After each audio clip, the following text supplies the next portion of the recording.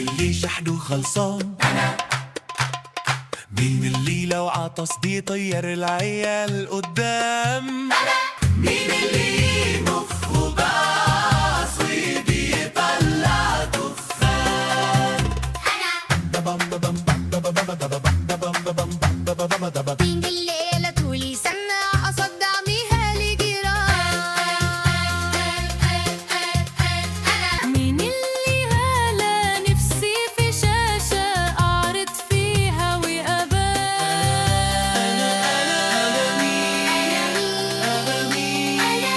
أنا سلكة المتين. يا سلكة، الساعة 2:30. احنا مش حمل مغامرات، ها؟ سحور تقليدي. عايزين سحور تقليدي، فول، زبادي، وبيض عيون.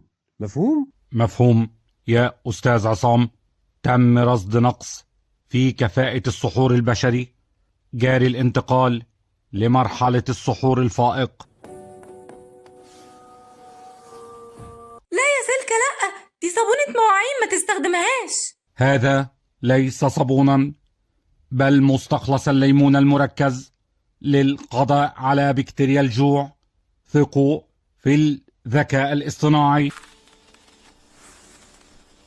البيض هيفرقع يا سلكة، دي محمصة عيش. البيض يحتاج ضغطا متساويا من الجهتين لتحقيق التوازن الروحي للصائم. الزبادي بقى شوربة عدس، حرام عليك يا سلكة. جاري تفعيل مود التبريد السريع.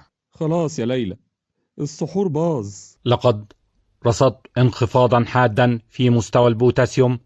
جاري تقديم زبادي الطاقة الفائق، مكون من زبادي منتهى الصلاحية لتقوية المناعة، مع خلطة من مرقة الدجاج وماء المخلل لضمان عدم العطش لمدة 40 سنة. يا مصيبتي، ده عمل لنا قنبلة كيماوية مش سحور. يا عصام، ارميه في أي داهية، ارميه بسرعة. انا هبيعه خردة لبتاع الروبابيكيا، وهدفع له فلوس فوقيه كمان، بس ياخده. ده عايز يسحرنا بمرقة دجاج يا مفتري.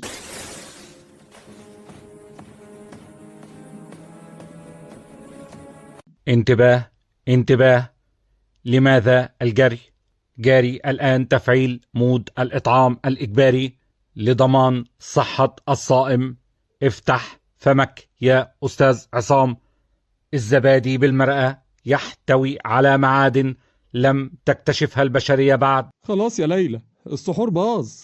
احنا هنصوم على مية الحنفية. ارحمنا بقى يا سلكة. اربطه في رجل السفرة يا عصام واهرب، ده الفجر بيأذن. لا تقلقوا، سأقوم بحقن الزبادي من تحت عتبة الباب باستخدام خرطوم رفيع. لا تقلقوا نهائي.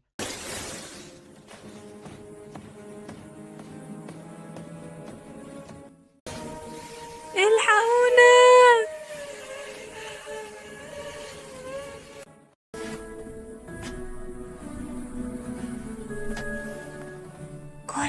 كل بسرعة يا عصام قبل ما سلكة يجي. الحلقة القادمة ستكون مذهلة. هشوفك ادلعك، تندهلي اسمعك، تقربني انا اسمعك، قابلني يلا في المول، تفصلني وألم معك، لو ما عجبتنيش هروح